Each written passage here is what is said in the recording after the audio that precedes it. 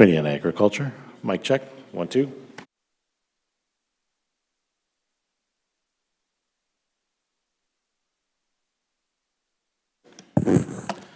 Mic check. 1, 2.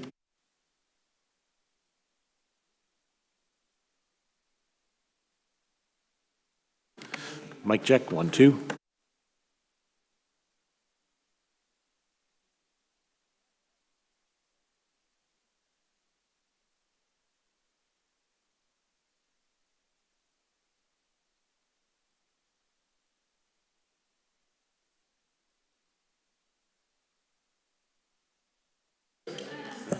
Witness mic. 1, 2.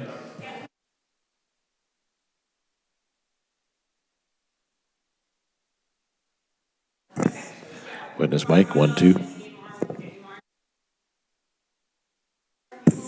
Witness mic. 1, 2.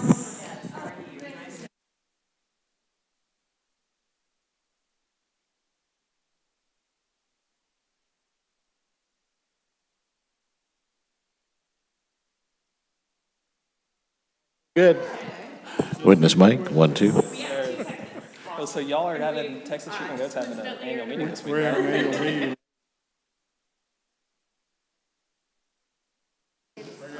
Witness mic. 1, 2. Okay. Well, at least you have something to talk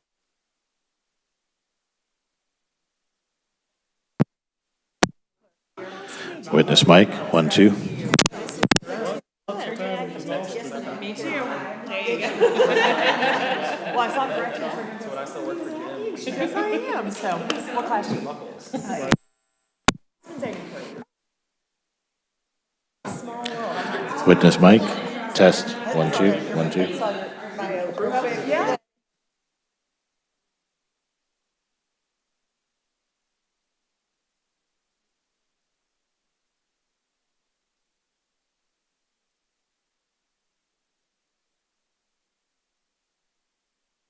Second. Oh, said there.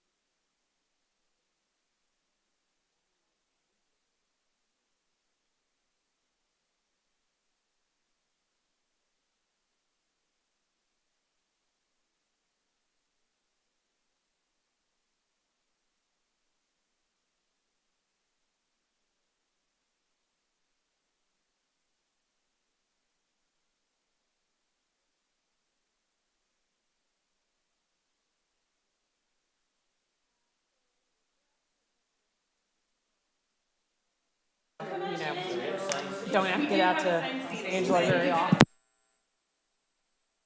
Doesn't it make a noise? Yes, it'll be third. We'll go in the order.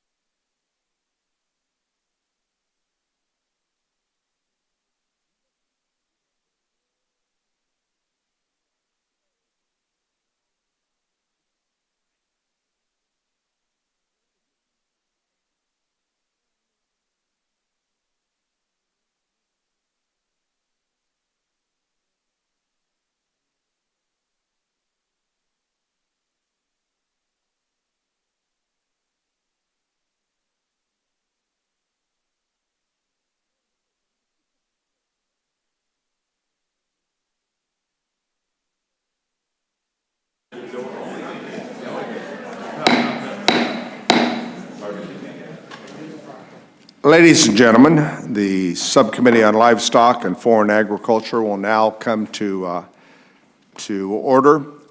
As we said on the outset, we're attempting to try to hold at least 2 subcommittee hearings a month, and I think we're so far pretty much keeping on track.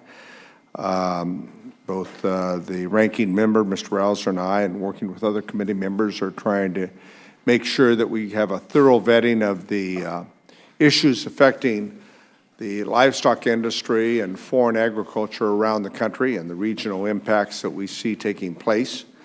We know that they're not all evenly placed, and of course these trade tariff wars are having an impact as it relates to commodity group.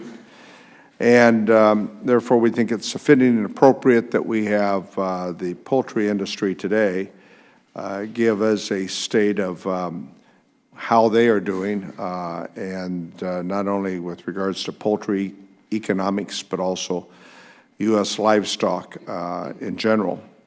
So the title of this morning's hearing, the State of U.S. Livestock and Poultry Economies, will come to order.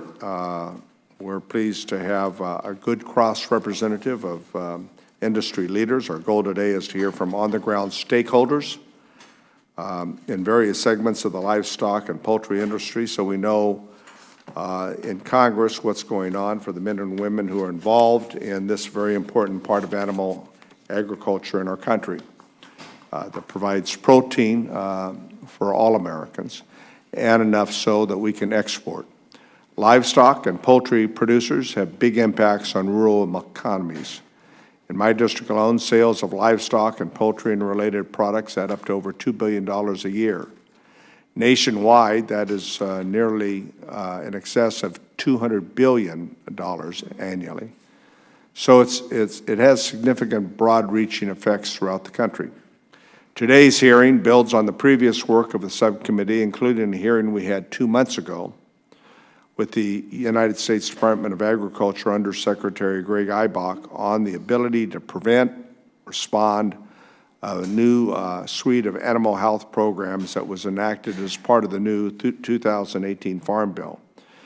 Effective administration of animal pest and disease prevention programs were dealt with, and how we mitigate and eradicate with these new changes is crucial, especially now with the threats of virulent Newcastle disease, cattle fever ticks, African swine fever that threaten farmers, ranchers across the country. So it's hard to talk about the state of the livestock industry and poultry economies without talking about trade, as I noted in the outset. Access to foreign markets and fluctuations in foreign demand continue to be a major concern as livestock and poultry farmers need to export markets. And the American tariff-first attitude hasn't been helping the longstanding issues for poultry access into places like China needed to be addressed. I mean, I think we all know, certainly I grew up on our family's farm with the notion that farmers, ranchers, and dairymen are price takers, not price makers. That means for the first persons who are not familiar with life on the farm, they put all the input costs throughout the year, and at the end of the year, farmers, ranchers, dairymen take what the world market price is. And they may have X into that product over a period of months, but need Y to have a profit. But if the market's not Y, they're going to get X. And that's the challenge. Farmers, ranchers, and dairymen are price takers, not price makers. So these tariffs are very troubling, and we see that combined with climate conditions of floods and taking place in parts of the country that add further exacerbation to the challenges our folks are facing. We also know the need to workable immigration system for all the rhetoric and emotion that surrounds the immigration debate. Livestock and poultry producers know that they depend upon a reliable, year-round labor workforce to keep both the farms and the packing sheds running. And what we have seen, and I know in California, is a continuing decline of available workforce, a reliable workforce in our fields and in our packing operations. It is very troubling. And there is fear out in farm country, I can tell you, in the communities that I represent. I just saw it last week about potential of raids and the impacts of people being deported when some families and households are documented and they're legally and some are not. That fear is real.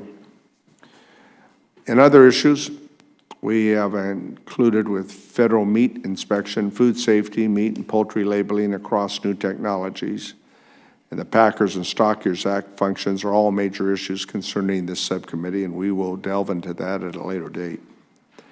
Today's hearing, though, is just one more step in an ongoing conversation on these important issues. The new Farm Bill requires the USDA to complete several studies that will provide Congress with the necessary information on important issues, including the analysis of the possible livestock dealer trust and the effectiveness of the food safety inspection service outreach to small livestock processors. That information is going to help guide our work in these important issues moving forward. We look forward to getting these studies back and scheduling a hearing appropriately where we can discuss the results with you. As the livestock mandatory price reporting expires in 2020, this subcommittee is interested in learning farmer priorities in advance so that we can deal with reauthorization. So I want to thank all of you for being here. I want to thank members of the subcommittee for your presence and your involvement. I'm going to recognize the ranking member for any comments that he may make, and then we also have our chair and ranking member of the full committees here to see if they have any comments. We're going to do something a little different because all of our witnesses represent the breadth and width of this great country of ours, and we're going to allow the members whose some of these witnesses come from their areas to actually introduce their witnesses, and we'll do that after the opening statement by the ranking member. Well, thank you, Mr. Chairman, and I appreciate you holding today's hearing to consider the state of the livestock and poultry economies. We're meeting today against the backdrop of incredibly difficult times in the agriculture industry as a whole. Our producers find themselves in a precarious spot after facing several years of extreme weather, volatile feed cost, uncertain export markets, and constant pressure to protect their herds and flocks from disease. Whether it's African swine fever, labor shortages, as you mentioned, FDA's misguided animal biotech strategy, Newcastle disease, take your pick, the animal agriculture sector faces significant threats that are capable of devastating not only individual farmers, but the broader rural economy as a whole. In May, this subcommittee heard from Undersecretary Greg Abal about USDA's prevention and response capabilities for animal pest and disease threats. As we discussed in that hearing, thanks to the efforts of the livestock industry and my colleagues specifically here in this chamber, the 2018 Farm Bill made a historic investment in the tools needed for USDA and various partners to identify, diagnose, and respond to these threats. This committee continues to engage with the department, and we are pleased to see progress being made on Farm Bill implementation.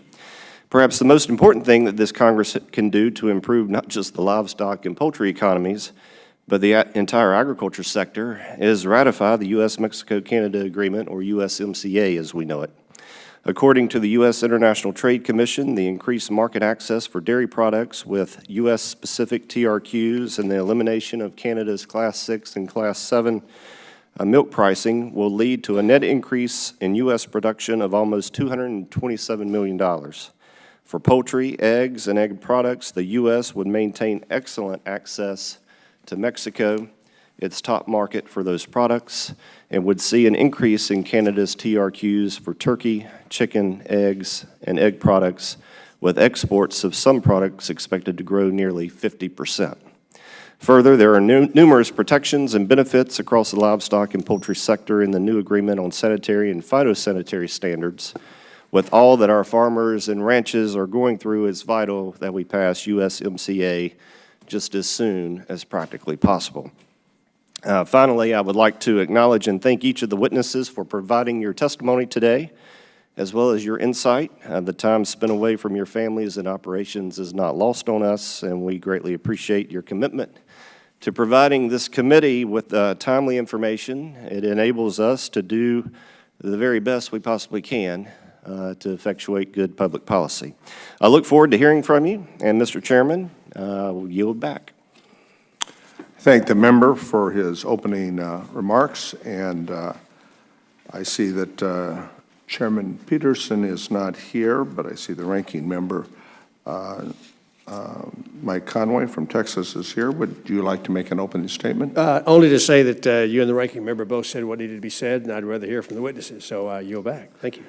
All right. As I noted beforehand, we are going to get the formal introduction of the witnesses by individual members out of the way to begin with. I believe, Mr. Conway, you have a witness that comes from your area you'd like to I do. Thank you, Mr. Chairman. I'd like to recognize Steve Salmon from San Angelo, Texas. Steve is a third-generation rancher raising sheep and goats and cattle in north of San Angelo, Texas. Steve is a member of the Texas Sheep and Goat Raisers Association, where he currently serves as the chair of the Natural Resources and Environmental Affairs Committee. Steve, thank you for coming here today, and look forward to your testimony. We thank the ranking member for that appropriate recognition of that witness. We look forward to your testimony. Next on my list here is Ms. Craig from Minnesota. I believe you have a witness from your district that you would like to introduce. Yes, sir. Thank you, Mr. Chairman. I am incredibly proud to welcome John Zimmerman from my district to testify before the committee this morning. John is a second-generation Minnesota turkey farmer who also raises corn and soybeans. John is past president of the Minnesota Turkey Research and Promotion Council and an executive committee of the National Turkey Federation. He's a graduate of Iowa State University with a bachelor's degree in animal science. He's also the current board chair of River Country Cooperative, headquartered in Inver Grove Heights, Minnesota. He and his wife, Kara, and son, Grant, live in the great city of Northfield in Minnesota's 2nd Congressional District. So welcome, John. All right. I have two witnesses, I believe, here that I'd like to introduce. Ms. Holly Porter. Ms. Porter serves as the executive director of Delmarva Poultry Industry, Inc., which is based in Georgetown, Delaware. Represents over 1,700 members of the meat chicken industry in Delaware, Maryland, and Virginia. And we're very pleased that you're here and look forward to your testimony. In addition to Ms. Holly Porter, we have another witness, Mr. David Will.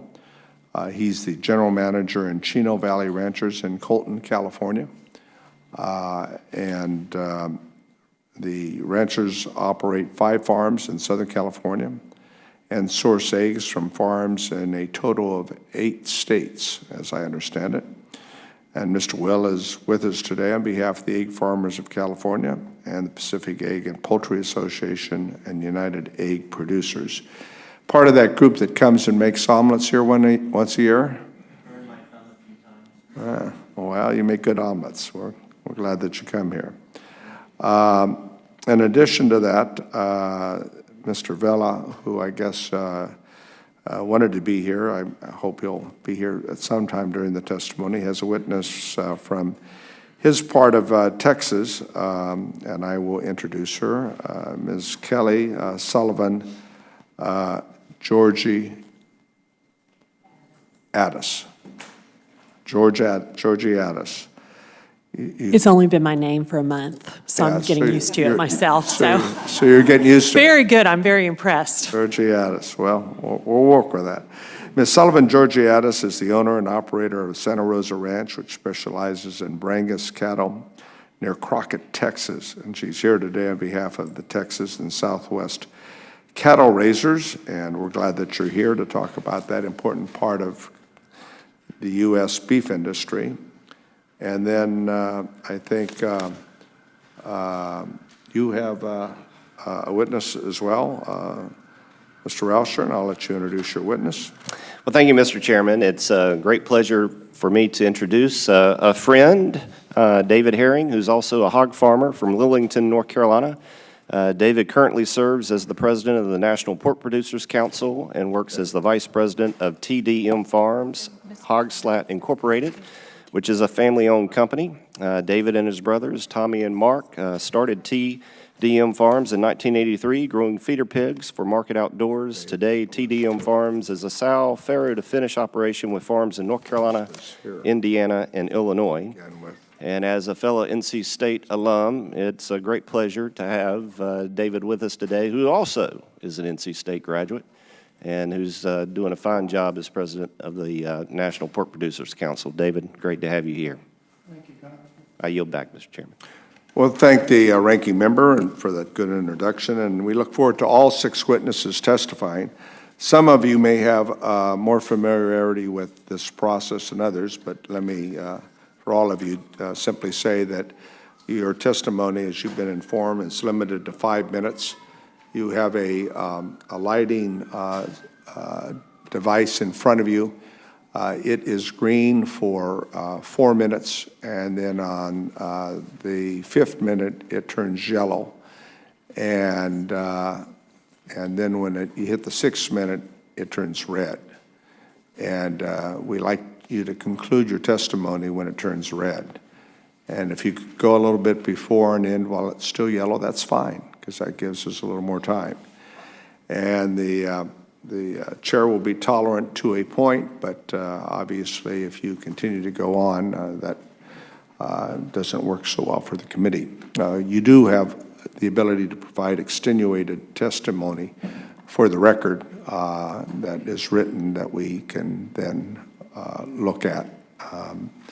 But it's 5 minutes. That's the way we do it. We will get through all of your 6 statements and then following questions by members of the subcommittee here. And we are limited to 5 minutes. And we already have a list of members on both sides who are looking to ask questions. So let us begin with Mr. John Zimmerman, the turkey farmer, Northfield, Minnesota, on behalf of the Minnesota Turkey Growers Association and the National Turkey Federation. You have 5 minutes. Please open up.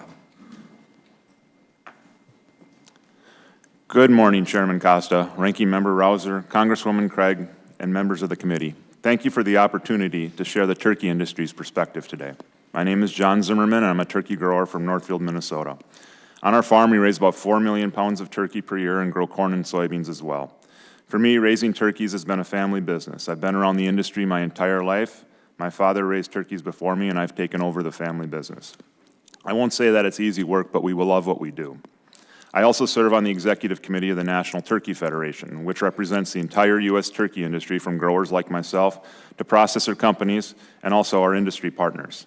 Last year, more than 244 million turkeys were raised in the United States, and USDA estimates that turkey meat production will reach 5 billion pounds this year, right in line with what it was in 2018. In total, the turkey industry generates nearly 441,000 jobs, and in order to support these jobs, we need to make sure policies coming out of Washington that affect us are common sense and preserve rural America's ability to thrive. That's where we need your help, and we look forward to working with Congress and this committee to address these issues. The turkey industry currently exports more than 10% of its products, and trade continues to play a more critical role in our industry's ability to profitably grow. Now more than ever, the turkey industry needs government's assistance opening closed markets and those markets that are open but prohibit U.S. turkey imports for other reasons. We are pleased to report that almost all markets that were closed due to the 2015 outbreak of highly pathogenic avian influenza have reopened, but we still lack access to some very critical markets, such as China. We are hopeful the ongoing trade discussions yield a successful return, as this will greatly improve the current stagnant turkey market conditions. In 2018, NTF members exported more than 610 million pounds of turkey, valued at $623 million. And we will continue working with government to build trade relationships. What percentage of that total production is that you're exporting? Is exported? Yeah. 10%. To that end, the turkey industry is here for our annual fly-in, and our #1 priority is encouraging passage of USMCA. Our industry has always had a fantastic relationship with Mexico, and ratifying this agreement will only improve that bond. The deal also lays the groundwork to see greater quantity of U.S. turkey sent to Canada. This agreement did not go as far as we were hoping, given their supply management system for poultry. However, it is a modest improvement, and we strongly encourage Congress to vote yes on USMCA as soon as possible. In 2015, the poultry industry was devastated by HPAI, which exponentially reduced our export markets and forced the destruction of flocks throughout my home state of Minnesota. The global spread of HPAI and now African swine fever shows that no country is immune, and we need to be prepared with an adequate number of well-qualified response teams who have the resources to work directly with animal agriculture to avoid these diseases through prevention first and foremost. The Farm Bill process created the National Animal Disease Preparedness and Response Program, designed to limit the impacts of foreign zoonotic diseases on U.S. livestock and poultry producers, and we applaud the committee for holding hearings earlier this year on the status of the program, and we anxiously await its implementation. As the saying goes, an ounce of prevention is worth a pound of cure, and we need to stay focused on targeted efforts in both monitoring and rapid response that reduce the ability of foreign diseases to gain a foothold in this country, which devastate our industries and wreck our trade markets. As I mentioned 3 years ago during my testimony before this committee, our industry continues to suffer from a lack of access to workers. We support immigration reform that includes policies and provisions that meet the needs of the U.S. economy, but most importantly, a visa program for meat and poultry processors. Most turkey plants are located in rural, low unemployment areas, and to fully staff these plants, producers must recruit from outside their local areas and in many instances rely on immigrant labor. Existing guest worker programs target only seasonal, on-farm labor and non-agricultural manufacturing, and we need workers in our plants year-round, and we stand ready to work with any and all parties to achieve a workable system. There's currently no single bill that provides a silver bullet, but it is time to resolve the immigration debate for the good of rural America's economy. Finally, the meat and poultry industries have been working with USDA, FDA, and academia to find better ways to combat diseases and conditions that impact food safety and overall animal health. Food safety and animal welfare are our top priorities, and we have committed hundreds of millions of dollars to these tasks. But the partnership with the federal government is important to us, and there's considerable expertise at the Agricultural Research Service, and we simply encourage the federal government to continue committing and, if possible, enhance resources to improving food safety and animal welfare. Research, modernizing inspections, and streamlined process for new technology approval are critical to maintaining the status of having the safest food in the world. Once again, thank you for the opportunity to testify today on the state of the U.S. turkey industry and the issues impacting our businesses, and I would be happy to answer any questions. All right, a little over your time, but within reason. Our next witness is Ms. Holly Porter, the Executive Director of the Delmarva Poultry and Industry, Inc. in Georgetown, Delaware. Ms. Porter, would you please open on your testimony? Good morning, and thank you, Chairman Costa and Ranking Member Rosa and members of the subcommittee. As mentioned, I'm the Executive Director of the Delmarva Poultry Industry, Incorporated, which is the trade association that represents the family farmers, the processors, and the allied businesses within Delaware, the Eastern Shore of Maryland, and the Eastern Shore of Virginia, also known as the Delmarva Peninsula. It's a pleasure to be here today representing the meat industry, which actually got its start on the Delmarva nearly 100 years ago. Today, our ag economy in Delmarva is built on what we refer to as the three-legged stool: the family farmers raising the birds, the farmers raising the grain, and the processors who both partner with these folks. If any one of those legs were to come off the stool, the economy would collapse. As of 2018, we have more than 1,300 family farmers that contract with 5 processing companies: Allen Harem, Amick Farms, Mount Air Farms, Purdue Farms, and Tyson. This may be unique to other areas of the country that produce chicken. Our growers have various growers or processors, and they also have various production types.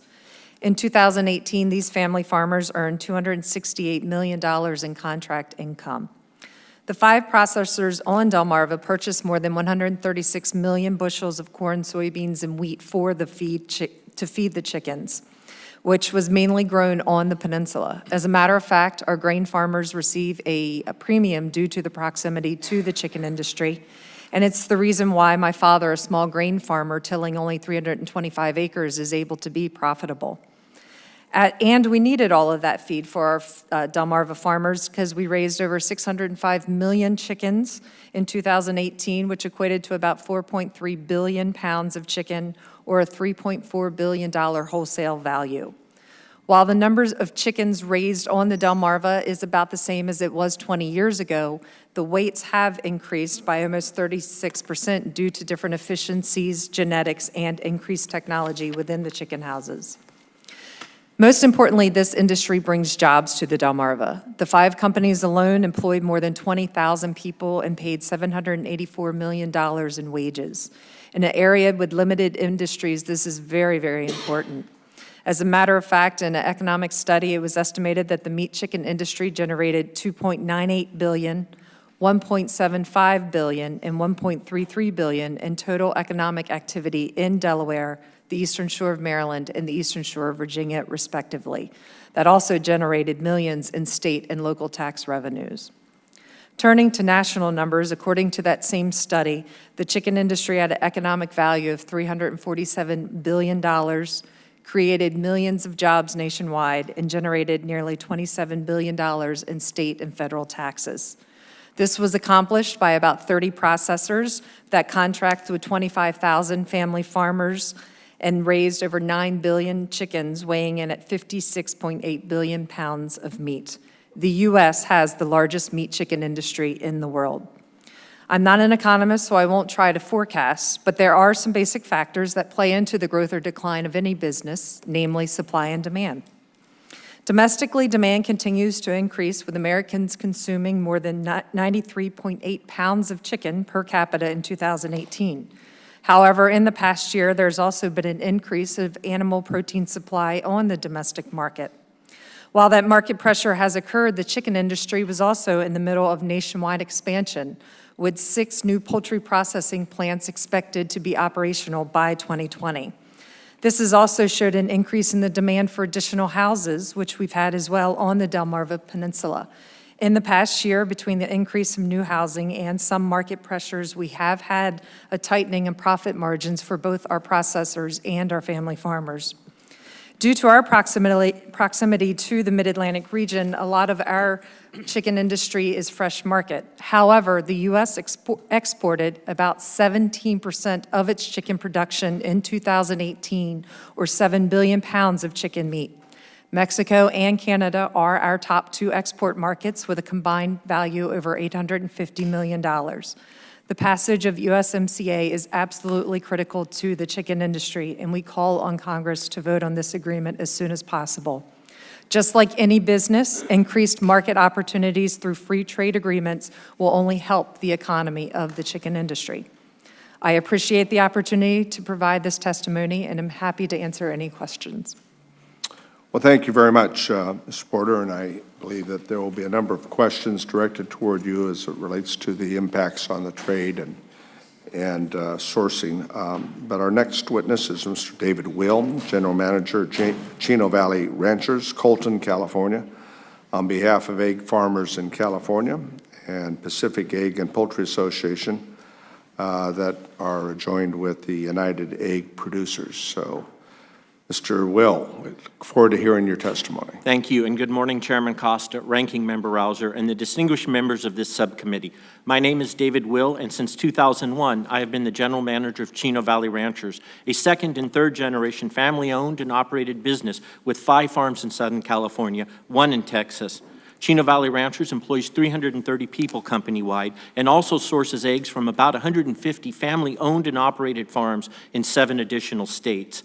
In addition to representing farms in California, I'm honored here today to speak on behalf of the Pacific Egg and Poultry Association, as well as the United Egg Producers, whose members account for about 90% of all eggs produced in the United States. This subcommittee will recall the devastation that egg farmers and other poultry producers endured in the highly pathogenic avian influenza outbreaks of 2014 and 2015. This catastrophe cost taxpayers around $1 billion, but the economic impact to the affected producers, their workers, and local communities was substantially more than that. More recently, my state of California has suffered the effects of virulent Newcastle disease. We hope that we are at the end of this outbreak, which has an impact to more than 1.2 million head of poultry in 3 states. There are several lessons that we have learned from these and other disease outbreaks. Biosecurity is all important. Our industry has already had extreme biosecurity, but we've had to double down since high-path AI outbreaks. Unfortunately, as California experience with V&D has shown, biosecurity can be undermined by backyard poultry flocks located near commercial operations. During the outbreak, it has not been uncommon to find 20 or more positive backyard flocks within a kilometer of a commercial producer. In addition, our ability to combat V&D was compromised by social media networks that warned of the approach or enforcement of officials and encouraged people to move or hide potentially affected birds. More broadly, we have a continuing problem with trespassers, often animal activists, who break into our operations and sometimes remove birds, compromising the biosecurity of the remaining flock and possibly forcing euthanasia to decrease the spread. Fortunately, Congress has recognized the need for joint efforts. We commend Congress, and in particular this subcommittee, for the mandatory funding provided to animal health in the 2018 Farm Bill. We, along with our colleagues in animal agriculture, strongly support the new Animal Disease Prevention and Management Program. We support all three of its components. We do want to emphasize that the Pest and Disease Prevention Program included in the cooperative agreement with states should not be shortchanged. The vaccine bank is important, but not the only part of the new program. The prevention program as well as animal health laboratories are critical components as well. Actually, in our own V&D experience is a great illustration. What we needed was not vaccines, but boots on the ground, a fast response team that included both the USDA and California Department of Food and Agriculture. In the area of avian health, everyone agrees that high pathogenic AI should be prevented, but if an outbreak occurs, despite our best efforts, emergency funds under the Commodity Credit Corporation are an appropriate response. We also believe that USDA should use CCC funds for indemnity, virus elimination, and other costs of low pathogenic AI outbreaks. History shows us that low path can and does mutate into high path. For that reason, stamping out the disease when it occurs is extremely important and justified the use of CCC funds. In similar way, USDA has used CCC funds to respond to V&D in California and other states. We commend the department for tapping those funds and encourage the aggressive response. Early detection is key. Finally, we support the establishment of objective and equitable payment rates for the costs involved in animal disease outbreaks. In particular, we have serious concern about USDA's proposal for payment rates for virus elimination. That is the cost of ensuring that avian influenza virus is completely eliminated from an affected egg farm. We've shown in detailed comments that USDA has unrealistic and outdated numbers in these calculations. Similarly, we have encouraged USAID to review how it calculates indemnities are paid to affected producers for the value of their lost production. We believe that costs in leaving facilities idle for an extended period of time after an outbreak, which is often required by USDA, should be taken into account in addition to the region where the eggs are produced. Finally, I'd like to say that this subcommittee is focusing on animal health, but the subcommittee is well aware that producers face numerous other challenges. I was particularly happy to hear you, Representative Costa, say that we do need year-round labor. We are not a seasonal group or commodity, and we appreciate the comments. And again, I'm available for any questions, and thank the committee and my other ag members here for being available for this. Thank you. Thank you for your testimony and staying within the time limit. We've been joined by the chair of the House Agriculture Committee, and always pleased to have him participate. And we will now go on to our fourth witness, Ms. Kelly Sullivan Georgitis, owner and operator of Santa Rosa Ranch in Crockett, Texas, on behalf of the Texas and Southwestern Cattle Raisers Association. Thank you, Mr. The floor Chairman. is yours, Ms. Thank you. Good morning, Mr. Chairman and distinguished members of the committee. My name is Kelly Sullivan Georgitis, and I'm a fourth-generation cattle producer from Crockett and Navasota, Texas, where I own and operate Santa Rosa Ranch, the largest registered breeder of Brangus and Ultra Black cattle in the United States. I'm here today on behalf of the 142-year-old Texas and Southwestern Cattle Raisers Association to share our opinion on the current state of the cattle industry and our most pressing challenges for the future. Our nation is home to 94.8 million head of cattle. My home state of Texas has 13 million, more than any other state, and almost double the number of the next closest state.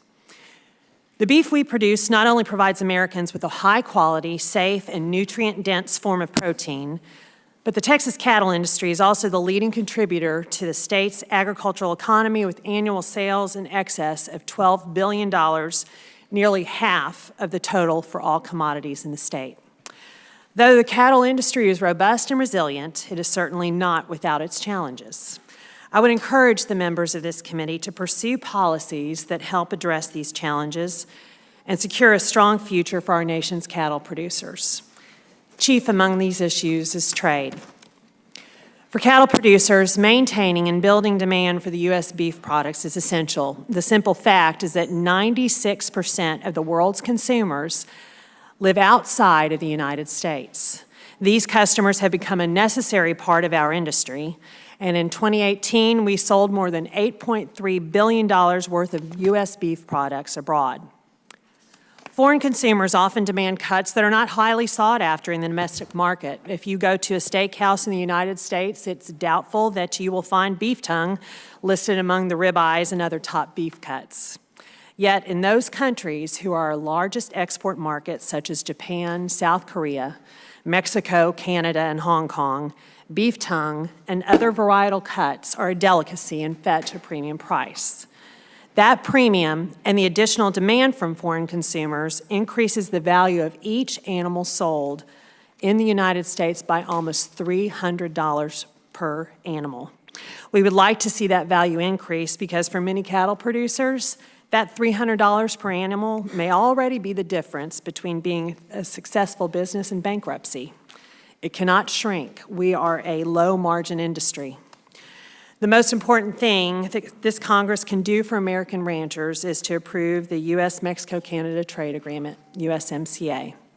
Mexico and Canada combined buy $2 billion worth of U.S. beef products every single year, and that's nearly a quarter of all U.S. beef exports each year, and actually accounts for $69 of that $300 worth of value realized by U.S. producers as a result of trade.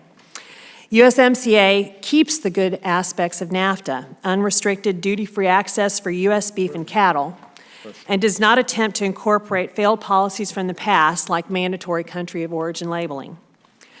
Failure to maintain free trade with Mexico and Canada would be devastating to cattle producers, and it has only left other trade breakthroughs pending. The wait-and-see concern is particularly true with Japan, where U.S. beef faces a 38.5% tariff. Though Japan is still our #1 destination for U.S. beef, the lower tariffs available to countries like Australia may soon begin to hamper our growth in Japan if we don't act quickly. We've already seen the moderating of export totals in Japan in spite of their increase of demand in the nation. I implore the members of this body and the entire U.S. Congress to do two things on trade moving forward. Number one, reject calls for failed policy of the past like MCOOL. Number two, quickly ratify USMCA on behalf of America's ranchers and beef producers. While trade is our singular focus at the moment, there are many other concerns in this industry that I and others from the TSCRA and the industry will continue to discuss. Those range from the fake meat movement to the accurate portrayal of sustainability in ranching and needed regulatory reforms. Finally, I would be remiss if I didn't include by thanking this body for your work on behalf of America's cattle producers. That is especially evident in your work on the 2018 Farm Bill, which maintains a strong conservation title and provides funding for a more robust U.S.-only foot and mouth disease vaccine bank. Thank you for those two vitally important components and your continued attention to their implementation. Again, I appreciate your time and your invitation. I look forward to your questions. Thank you very much. Appreciated your points that you made. I'm certain that we'll get back to those as it relates to the questions that members will be wanting to ask. We will now get to the last two witnesses, and Mr. Stephen Salmon, a witness of Congressman Conway from San Angelo, Texas, I guess. San Angelo, got to get that pronounced properly. representing the Texas Sheep and Goat Raisers Association of Texas. So, Mr. Salmon, you're first. Good morning, Chairman Costa, Ranking Member Rouser, members of the committee. Thank you for the opportunity to speak with you today. I am Stephen Salmon from Central West Texas, a member of the American Sheep Industry Association, a director of Texas Sheep and Goat Raisers Association, and a third-generation rancher raising sheep in West Texas. I'm here today to represent the nation's 100,000 sheep producers. The trade dispute with China has made a big impact on our ability to market fiber, with tariffs severely hindering trade with our largest export market. Since the implementation of tariffs, we have seen raw wool exports drop by 85% in 6 months, and sheepskin exports drop nearly 70% in value. Once a valuable asset, sheepskins now either have no value or even result in a loss to producers. As the administration continues to review and implement ways to aid producers during what we hope is a short-term loss of this valuable market, we ask that sheep producers be included in that conversation. ASI strongly supports the ratification of the U.S.-Mexico-Canada agreement and urges Congress to act swiftly. We've seen the benefits of trade, but we've also experienced firsthand the detriments, as over half of the lamb consumed in the U.S. is imported. We support a level playing field, and as the administration looks to negotiate new agreements with China, the EU, the UK, and others, we urge a cautious approach. Most of these countries directly or indirectly subsidize their producers, which does not happen in the U.S. About half of the domestic sheep spend time grazing on federal land, including rangeland managed by the Forest Service.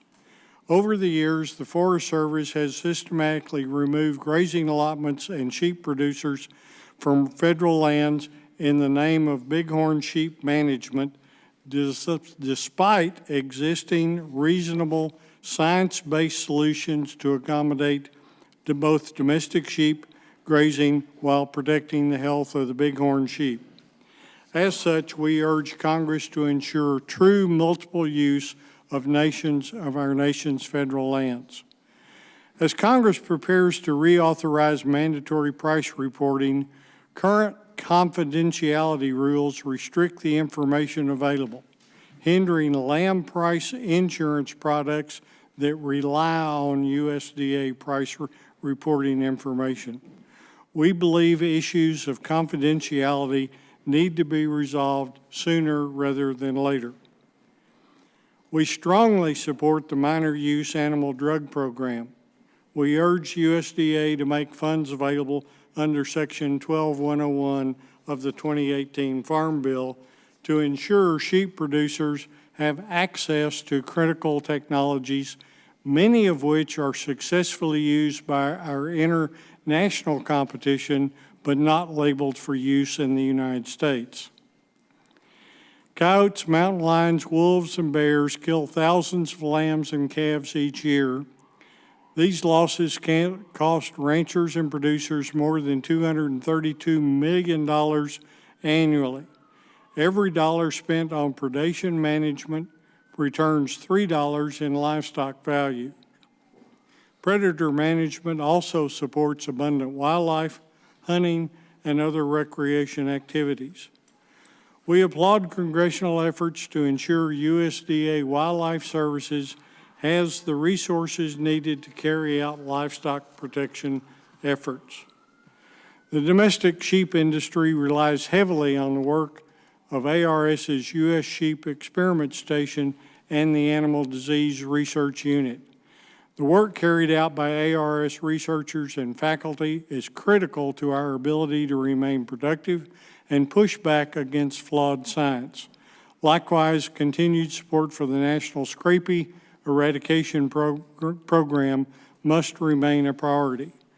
Finally, sheep ranchers depend on the H2A sheep herder program to care for more than 1/3 of the ewes and lambs in the United States. A workable guest worker program, including special procedures for herding, is essential now and any future legislation. Thank you for your support of the livestock industry, allowing me to visit with you about our priorities. I look forward to answering any questions you may have.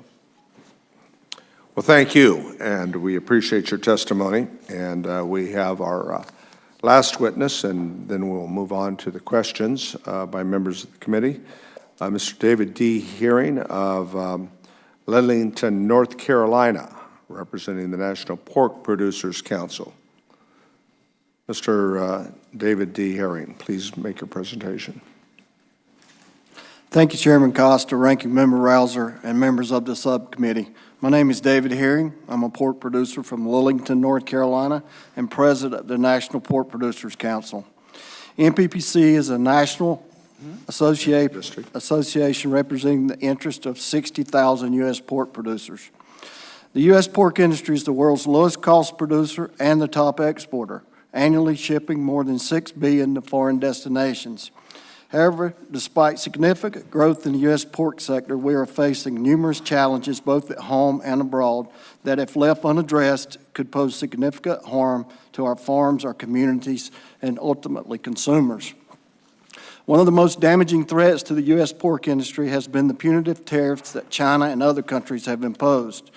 Market analysts projected 2018 to be a profitable year for U.S. hog farmers. Unfortunately, restricted market access from trade disputes caused a loss last year to our farmers. This year, the average hog farmer is making a very small profit through the first 6 months of the year. Those small profits would be much higher were it not for trade retaliation from China and other markets. The U.S. pork industry had the dubious distinction of being on 3 retaliation lists over the last year in China and Mexico. While Mexico's tariffs on U.S. pork have been lifted, China's 50% retaliatory tariff on top of the existing 12% duty on U.S. pork remains. China is the largest producer, consumer, importer of pork in the world, but at a 62% tariff rate, U.S. pork producers are losing $8 per animal or $1 billion on an annualized basis. There is an unprecedented sales opportunity for U.S. pork producers in China as it continues to battle the spread of African swine fever and experiences a major reduction in its domestic production. Were it not for the retaliatory duties on U.S. pork, we would be in an ideal position to meet China's need for increased pork imports and single-handedly put a huge dent in the U.S. trade imbalance with China. Instead, this trade opportunity is fueling jobs, profits, and rural development for our competitors. We seek an end to the trade dispute with China. NPPC is also deeply concerned as we helplessly watch the EU and the CPTPP nations take market share away from us in Japan, our largest value export.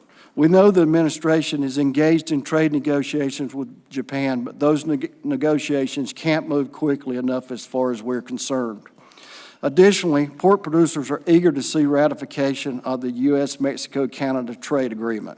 The USMCA agreement preserves zero trade pork tariffs in North America, Canada, and Mexico, and both those markets account for more than 40% of all U.S. pork exports and support 16,000 U.S. jobs. We look forward to congressional ratification of this agreement. In addition to trade issues, pork producers are fighting another battle when it comes to preventing the spread of African swine fever. The risk of ASF is growing as outbreaks continue in Europe, China, and other parts of Asia. We can all agree that we need to keep this deadly disease out of the USA. NPPC is requesting appropriations funding for 600 additional U.S. Customs and Border Protection agriculture inspectors at our borders, bringing the total number to 3,000. Implementation of the 2018 Farm Bill as intended by Congress is another foreign animal disease prevention priority for U.S. pork producers. The 2018 Farm Bill includes important funding for development of a foot and mouth disease vaccine bank. The U.S. pork industry fought hard to secure funds to buy vaccines to protect animal well-being and farmers' livelihood from the real FMD threat facing the industry today. USDA must utilize these funds provided Congress Congress to carry out its intent to safeguard rural economy. Lastly, there's a severe shortage of labor in the pork industry, both on the farm and in packing plants, that undermines the industry's commitment to the high standards of animal care. Pork production is a year-round endeavor. Accordingly, the current H-2A visa program does not work for pig farmers as it only addresses seasonal agriculture sectors. We need visa reform so pig farmers have access to a sustainable supply of labor throughout the year. Pork is one of the United States' most successful and globally competitive products, but a handful of obstacles are preventing our farmers from realizing their full potential for their families, consumers, and the American economy. Addressing these challenges will make U.S. hog farmers even more competitive, expand production, fuel job growth, and contribute to rural communities across the country.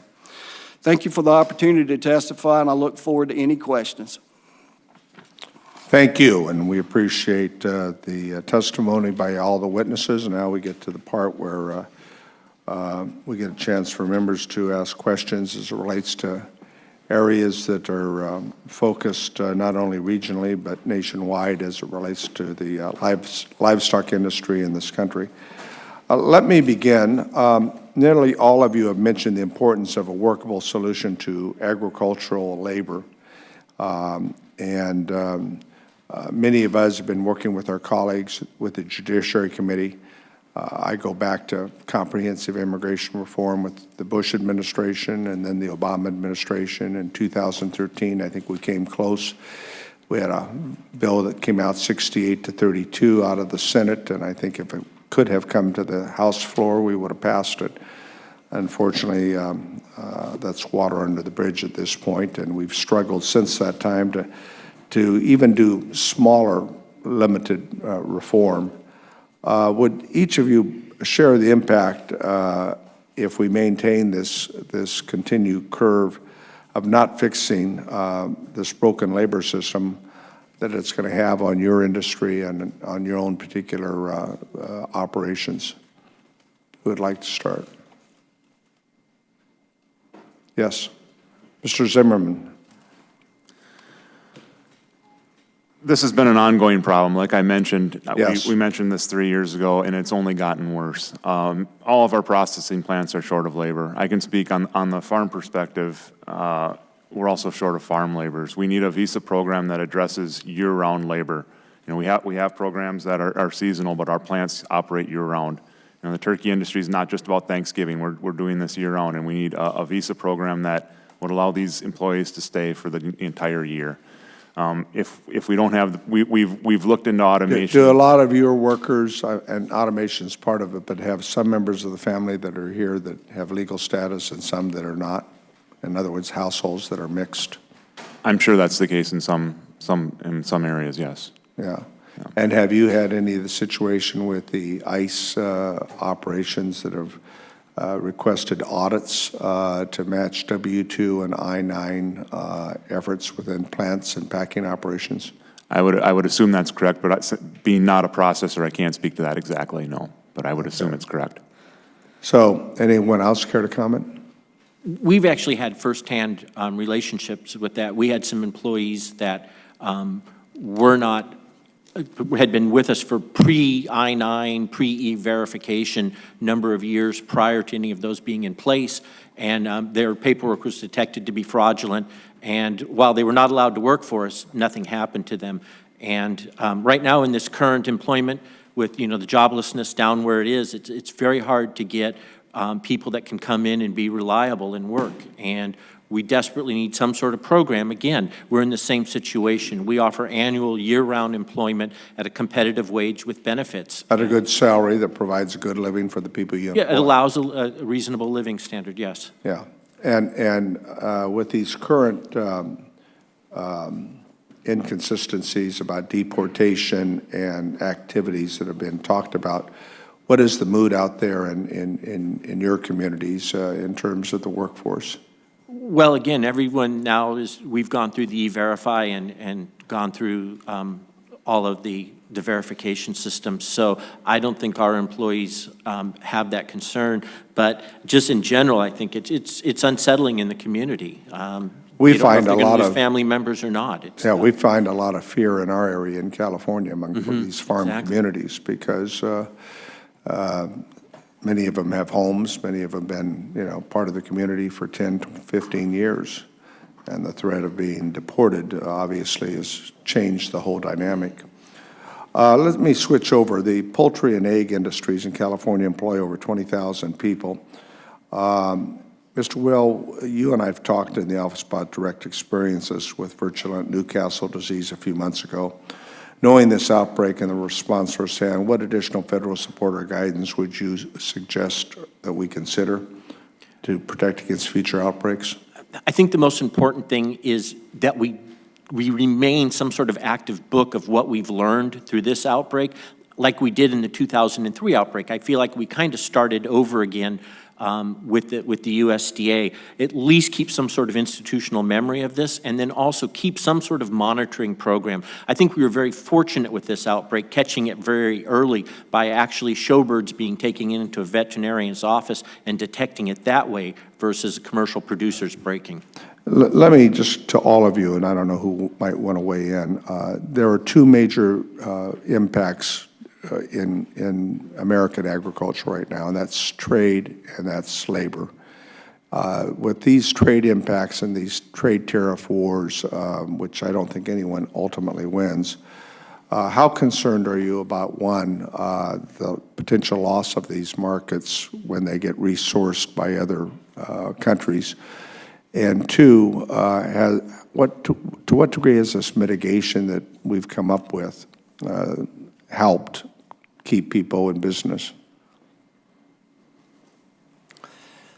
Well, I'll speak from the pork producers. Trade is a win-win for the pork industry. We've gone from basically 1987 as a net importer of pork to today we're export about 25% of all the product grown here. So trade's been huge for our industry, and as far as we struggle with the labor issues too. Most of the pork is grown in the Midwestern states, but there's a lot of pork grown on the eastern part of the country. And that's year-round, pretty much? Year-round. And post 9/11, the illegal workers who are working in ag or working in the pork industry are aging out. So we really urged Congress to create some kind of seasonal program that we can have access to workers. You're concerned about when we get past these trade wars, whether we're going to lose those markets? Anytime it takes two parties to consummate a deal in the trade, and anytime you make one of those parties uneasy, it's hard to get back in, so it's very concerning. Okay, my time's expired. We'll recognize the ranking member of the House Ag Committee, Mr. Mike Conway, for any questions or comments he might have. Thank you. Just a quick question for Mr. Salmon. You talked about China not being a market for your products, sheepskins and lamb and the wool and everything. Could you more specifically address exactly why we can't get access to the Chinese market and what the potential for the Chinese market might be should you have full access for U.S. products?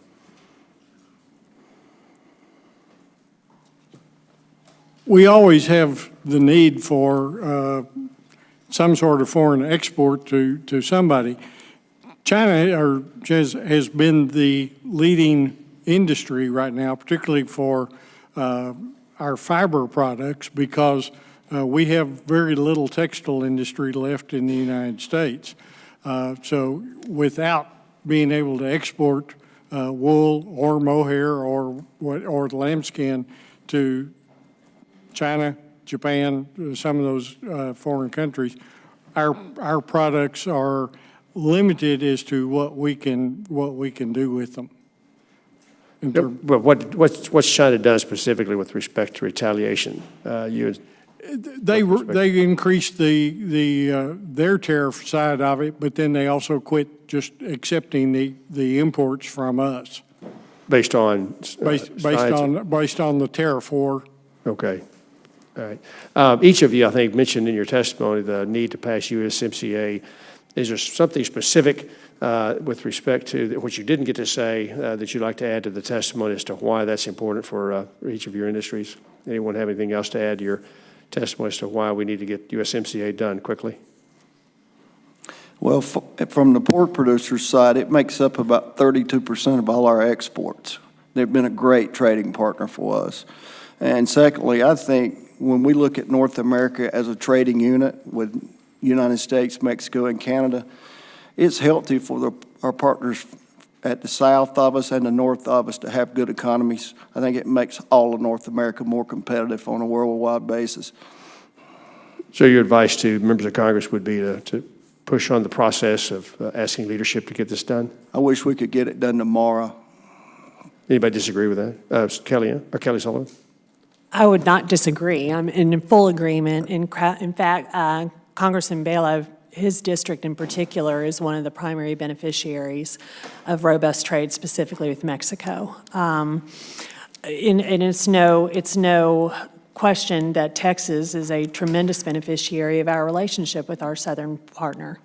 It has been, like I said, prior to the USMCA, the NAFTA was wonderful for the beef industry, and that's what we want to see it ratified to be able to move forward and keep that duty-free access that we have for our beef. We already have agreement from Canada and Mexico to move forward, and again, it would just be robust for us to be able to get this ratified and get this in place, because once we can do this, then we can begin to continue focusing, and like I mentioned in my testimony, our other trading partners were somewhat in limbo, because it's kind of a wait-and-see attitude that our largest trading partners, in particular Japan, are taking. I mean, we're not members of CPTPP any longer. We are facing our 38.5% tariff on our beef into Japan, but they're looking at our kind of our dangling USMCA issue out there, and this will help be able to secure this, move forward, so that we can begin to continue fortifying those different agreements that we have with our other trading partners from a beef perspective. I appreciate that. Anyone else in the minute left? Anybody? With that, I yield back. Thank you, Mr. Chairman. Appreciate that. All right. Our next member is Congressman Tj Cox from California for 5 minutes of questioning. Thank you, Chairman. Mr. Will, during your testimony, you mentioned the challenges faced by yourself and others regarding the outbreak of Virulent Newcastle in California, and certainly something that you just discussed with Congressman Costa. But as you know, it's something that's having a major impact on the poultry economy in California and has the potential to be a major inhibitor of economic growth.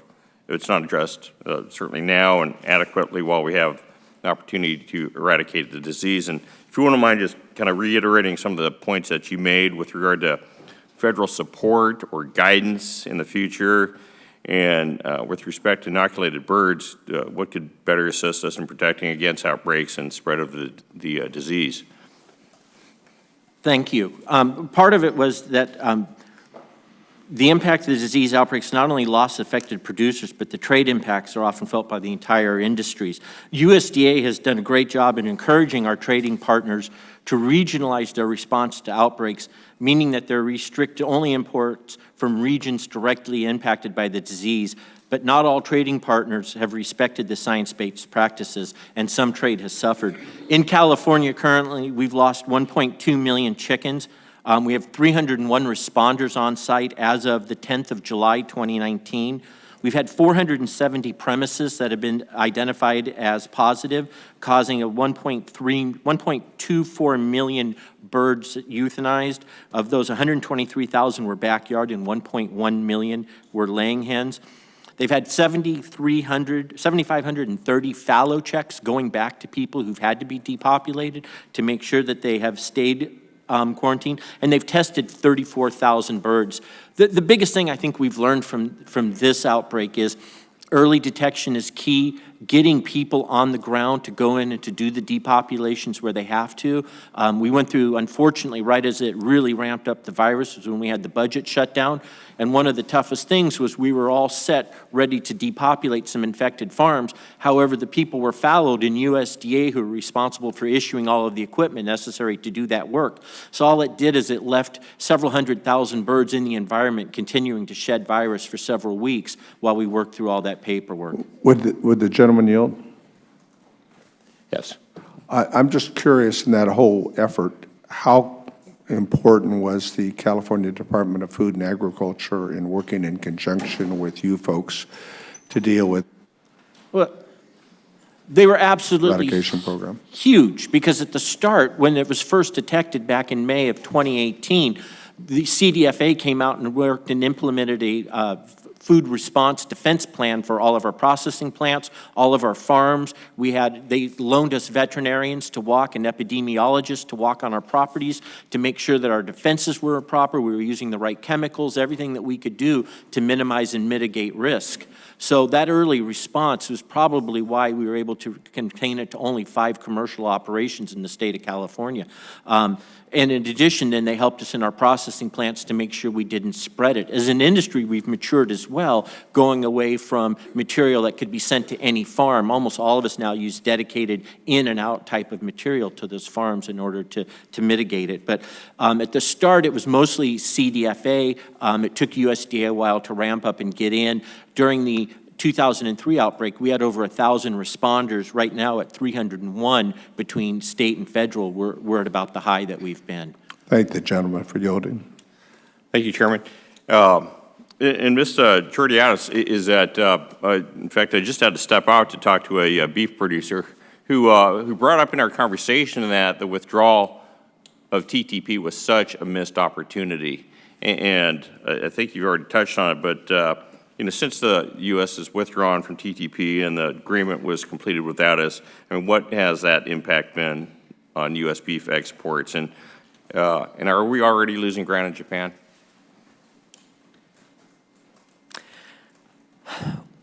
We have moderated as far as losing ground in Japan. Our imports into Japan have been incredibly robust. We, as U.S. beef producers, have essentially created that market. As I mentioned in my testimony, we're at 38.5% versus our competitors, Australia, Canada, members of CPTPP, who are currently paying, I believe, around 22%, but will eventually be going 9%. So you can see that delta is going to make a tremendous impact. I sat on a panel, actually, with a gentleman from Canada that said that Japan is their #1 target because of the market share we, U.S. beef producers, created. So pursuing a bilateral agreement, having some sort of agreement in place with Japan is going to be vital for us. I mentioned about the value of just the different cuts that go into Japan. I've been there twice myself, actually, to see just the robust demand that they have for our beef. And being able to get that type of agreement in place with Japan is going to be critical for our producers moving forward. Great, thank you so much. All right, the gentleman's time has expired. We'll now recognize the ranking member of the subcommittee, Ms. Rosa from North Carolina. Thank you, Mr. Chairman. Mr. Herring, in May, this subcommittee heard from Undersecretary Abba regarding animal pest and disease threats and USDA's capacity to protect the industry. Specifically, I asked Mr. Abba about African swine fever and USDA's coordination with Canada and Mexico in that regard. What's your feeling and what's your opinion? Are you confident that USDA and U.S. Customs and Border Protection have the resources needed to protect the industry? Chairman Rouser, when you look in our industry, when you look at FMD or ASF or classical swine fever, that's the one caveat, any foreign animal disease that would make me want to get out of this industry, because it will not only be devastating to pork producers, but all of agriculture. We've enjoyed a great relationship with USDA and CBP.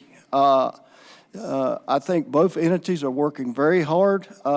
We've been in collaboration with them. Unfortunately, we're short of agriculture specialists at the entry points, and we've been advocating to increase that about 600 agricultural inspection specialists, and hoping that Congress will provide the funding for that.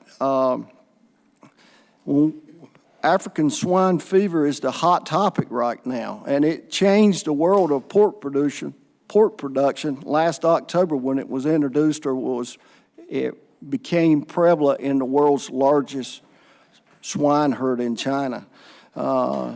Swine production going forward will be totally different. When you look at risk assessments, actually we're more susceptible to classical swine fever, but ASF is the hot topic right now. But to try to answer your question, we need those agricultural inspection specialists, and we need to continue to have the great relationship we've enjoyed so far with USDA and CBP. My next question is a much broader question, and this is one that I think about often. I walked by the Whole Foods, brand new Whole Foods the other day as you go out towards Navy Yard. Just an immaculate, incredible, building, as beautiful a building as you'll ever find. Polished floors, food on the shelves, and I thought about it. 98, maybe 99% of the folks that go in there have absolutely no idea, where those food products come from or how they're produced or any of that. And it's always bothered me a little bit that it seems like we're under the same business model we were under 100 years ago, where you're totally dependent upon commodity prices and totally dependent upon trade as well. For years we talked about energy production and how we need to get away from the Middle East and production in the Middle East, and America needed to produce more. Well, now because of advances in technology, we are and helping to dictate, the price on the world market. But it strikes me we've got to fundamentally think about making some major modifications for agriculture, because you've had huge advances in technology, allow you to produce more on less. But yet margins get thinner and thinner.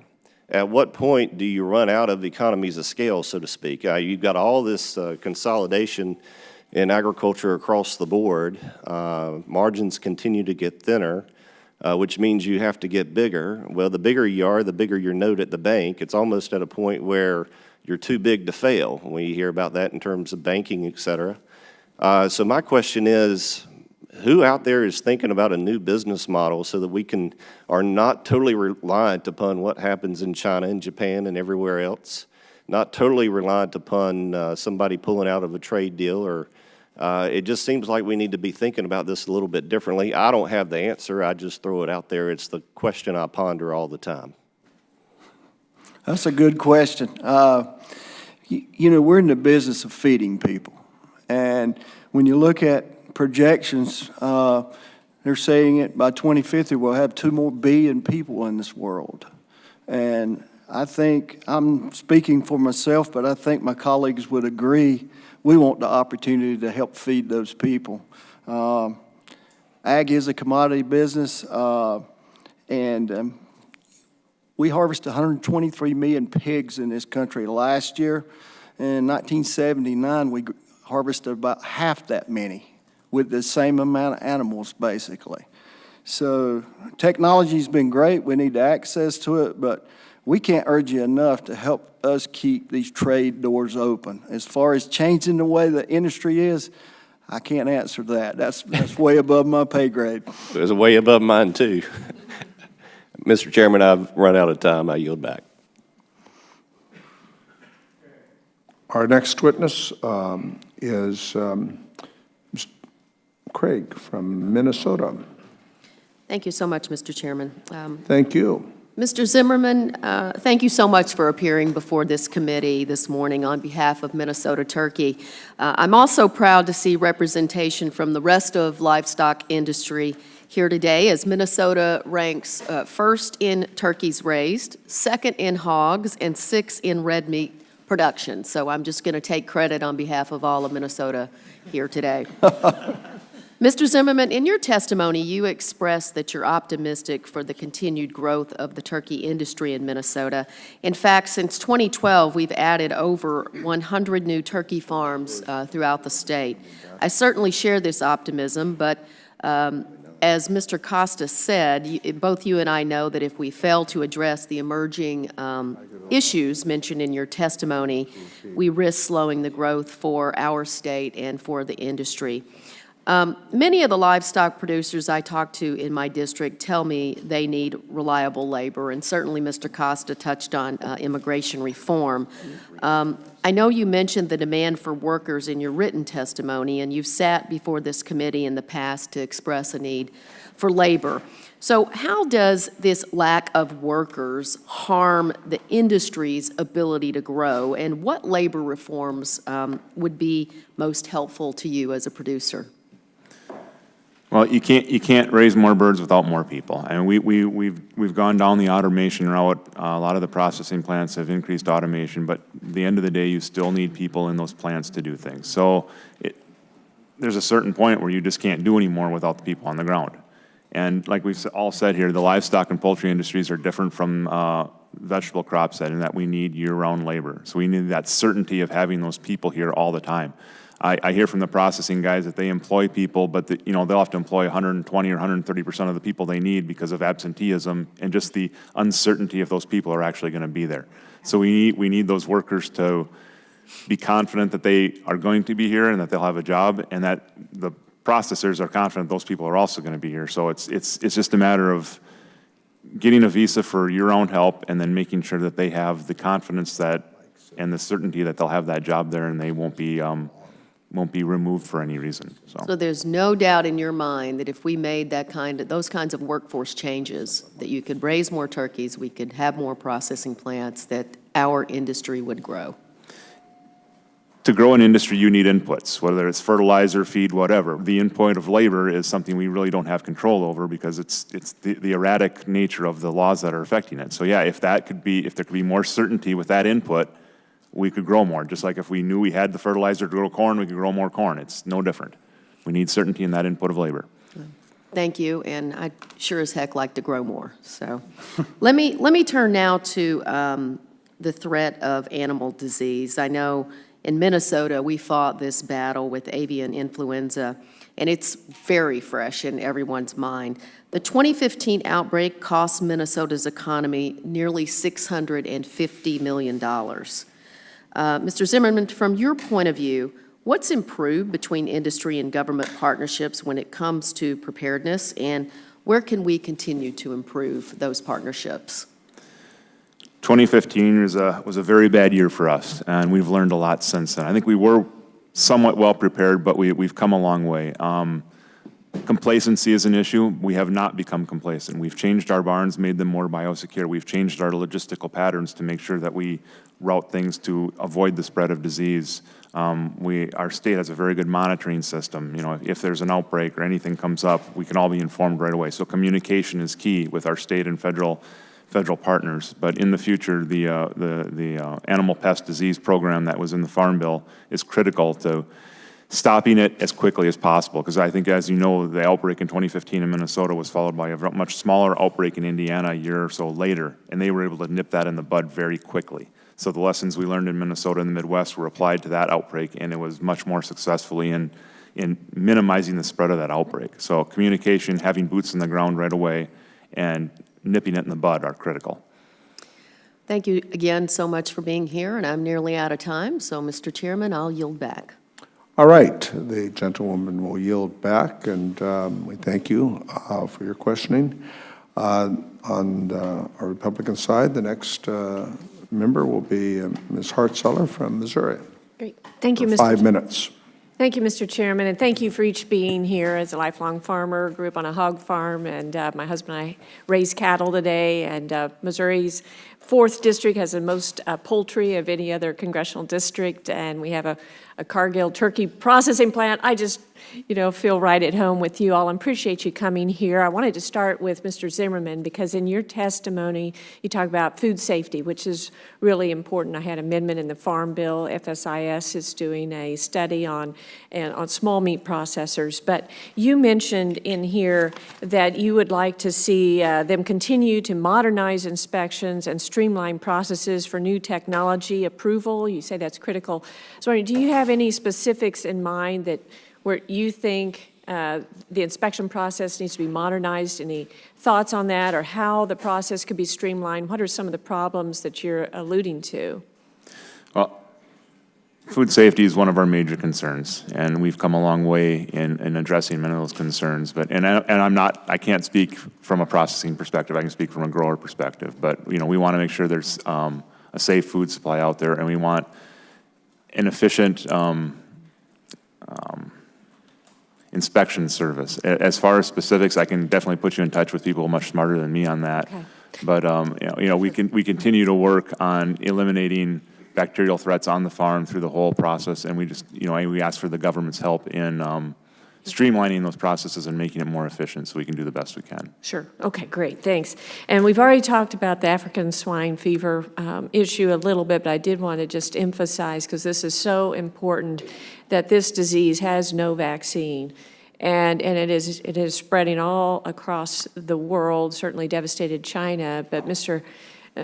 Herring, if you could just emphasize again, you said you really think what needs to happen is to have us here in Congress fund 600 more of these Customs and Border Protection agents. Can you talk a little bit more about how they inspect and how critical it is? I mean, our only line of defense is to keep it from getting here.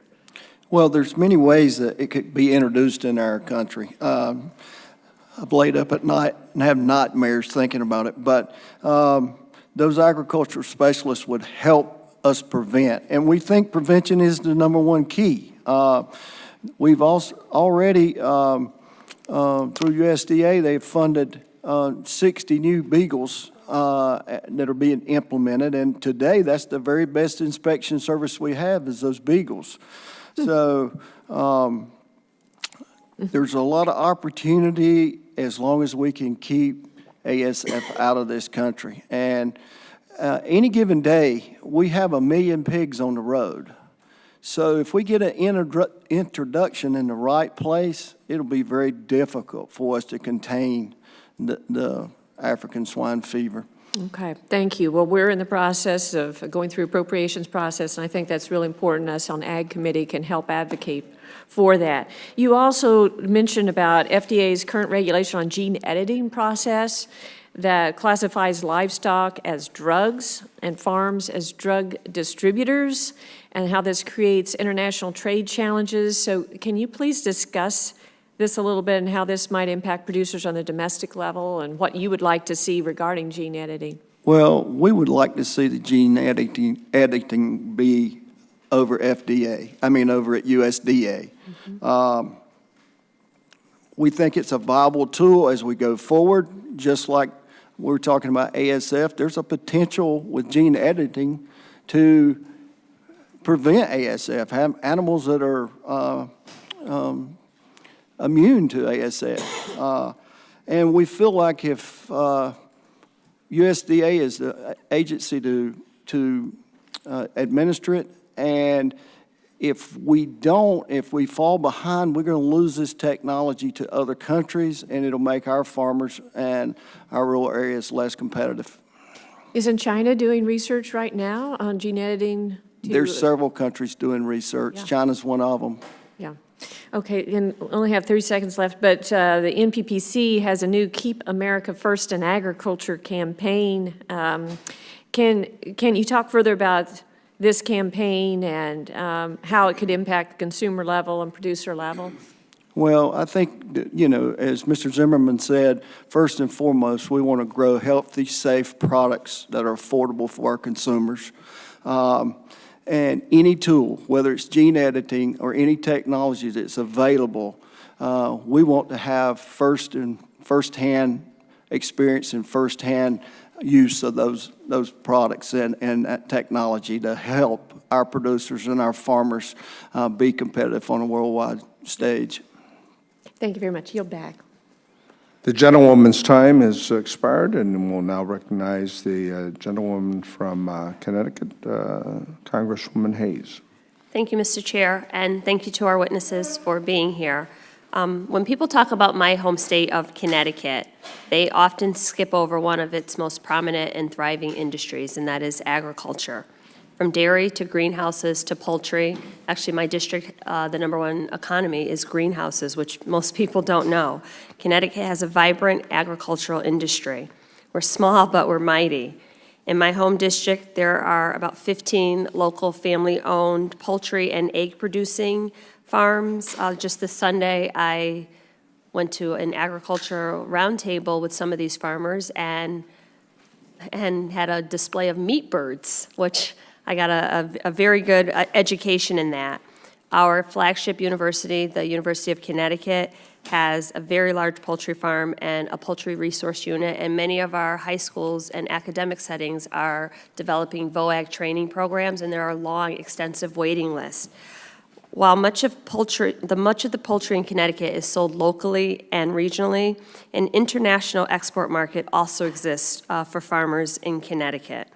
Some of our strongest trading partners are our neighbors in Canada and Mexico. However, those relationships are not without their problems, and farmers and producers in my state and across the country are hit by the roadblocks that do not allow them to produce to their full potential. We heard that from some of the witnesses. I hear from farmers that trade deals like NAFTA and the new USMCA have made this easier and more frequent. However, certain industries did not get as much easy access, as is the case with dairy and other thriving industries in my state.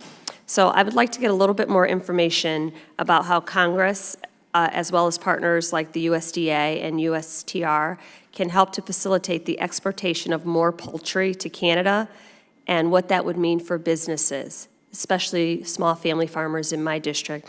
So my question is for Mr. Zimmerman. In your testimony, you mentioned that you see significant potential for the turkey industry's growth in the near future. What, in your estimation, will drive that growth, and what impact will it have on the industry and on local turkey farmers? From an export perspective, you know, the U.S. consumer prefers white meat. They now prefer maybe a little bit more dark meat, but So does my husband. I like that dark meat too, but historically it's been white meat. But a lot of our trade partners, Mexico, specifically, takes a lot of our dark meat. Trade and export markets, use products, as many of the others in the panel said, that aren't necessarily used in the United States. So it allows us to use the whole bird more efficiently. And our profit margin is pennies. And if we can sell turkey paws to China for a few more pennies, I mean, that's the difference between a profit and loss. And as far as a small grower like myself, a rising tide raises all boats. And if the market can improve for everyone, it improves for the little guy as much as the big guy.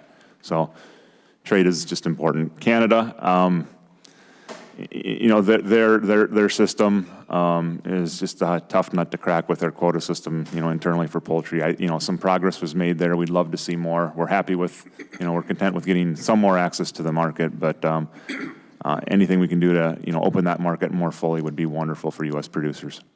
That's what I heard a lot, that greater access to the Canadian markets would be helpful. This is what I've been hearing from farmers in my district.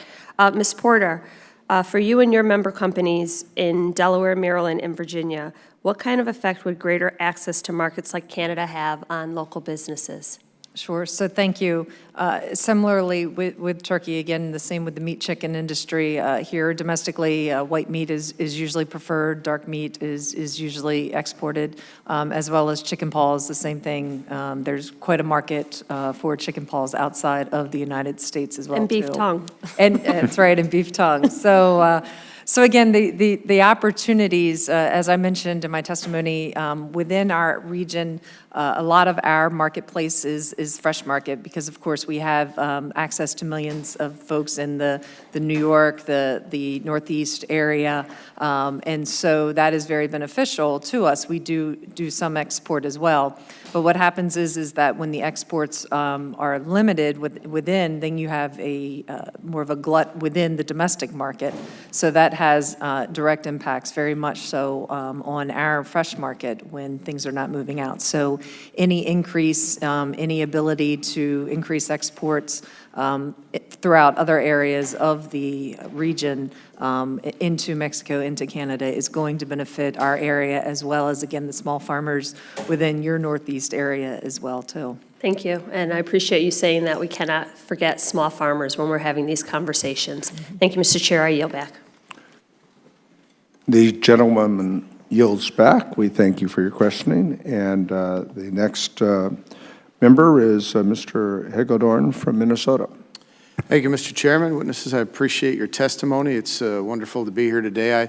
happened to grow up on a grain and livestock farm in southern Minnesota. My father and grandfather, great-grandfather, all southern Minnesota farmers. So we had hogs and corn and soybeans and things like that, and it was a great experience. I appreciate what you do. We have a lot of livestock in southern Minnesota. I think we're number 2 or 3 on hogs. They did an inventory. They said we were 500 hogs behind Rouser's district over there. We want to recount. We want to recount, sir. I don't know what's going on, but a lot of hogs, a lot of. I think you've been counting dead hogs up there. It's a coin flip.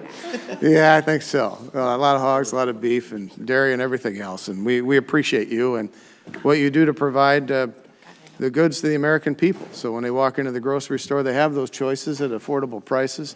It's a wonderful thing, and we need to continue that. Sometimes I think I heard the testimony, interested in trade, immigration, laws and things like that, but we kind of gloss over that there have been some gains made for agriculture in just the last couple of years that have, I think, have been very important. On regulations, if we didn't do something about that Waters of the United States regulation, I dare say that everybody on this panel would right now be complaining about how it's onerous, how it's driving up costs, how the EPA and others would have too much power over your producers and what you do. So that was a good thing. I think the way we looked at energy in the last couple of years has been very important. Some of those anti-energy policies in the last administration were driving up costs needlessly, and then for many farmers, the cost of energy is a big driver. It makes whether or not you're going to make money, lose money, and now we have U.S. energy independence, except for that little 20% of crude oil that we import. We're keeping downward pressure on your cost of doing business. On Obamacare, one of the biggest things that's driving up costs and hurting farmers and agribusinesses has been this Obamacare since it's been implemented.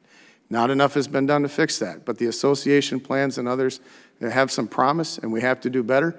I'm for patient-centered medicine, and I promise to do everything I can to try to drive down your costs there. On trade, though, yeah, USMCA, I'm all for it. I think I was the first elected official in the state of Minnesota to come out for it. My friends, Congressman Tom Emmer and Pete Stauber from Minnesota, we sent a letter to the president and to the speaker saying, send us that agreement. Madam Speaker, let's get a vote. There are 5 folks that we offered that up to in the Minnesota delegation who weren't Republicans. They didn't sign. But I would encourage you to go to my friends on the other side of the aisle and encourage them to go to the speaker and say, we need a vote. Because Mexico and Canada are going to ratify it. Mexico already did. But the only way we're probably not going to ratify it in the United States is if the speaker doesn't give us a vote on the House floor. And we need to have a vote by the end of the year to make sure that this is done. I'd like it done yesterday as well, sir. So let's keep that in mind. And it will build great momentum for these other deals. I mean, if we can't do one with Mexico and Canada, how would anybody in Japan or China or anyone else expect us to get something done with them? And I think the deals that they're working on with Japan, China, the UK, South Korea, is good for agriculture. It's good for all the Minnesota businesses and others. On immigration, though, I think I hear kind of one side of it, and we have to remember there are 2 sides to this. One is, I'm for a work program. Let's expand it. Let's bring people in, fill needed jobs. We can offer them credits towards citizenship. We can do lots of things in order to make sure that we have folks for these jobs. But until we secure the borders, until we have an immigration system that works, that can't be circumvented, those programs are worthless. Because if you can just run over the border or overstay a visa and then undercut the programs that we have to try to fill these jobs, some people are still going to cheat. Some people are still going to get in there and work illegally. That's inherently unfair. We have to have a system that's fair and legal for everyone. So I'm for that. I hope you'll also want to secure the borders, have merit-based immigration, those types of policies that are going to make sure that we have an even playing field for everyone and that we can have commerce and industry and workforce like you need. With that, I yield back. Thank you.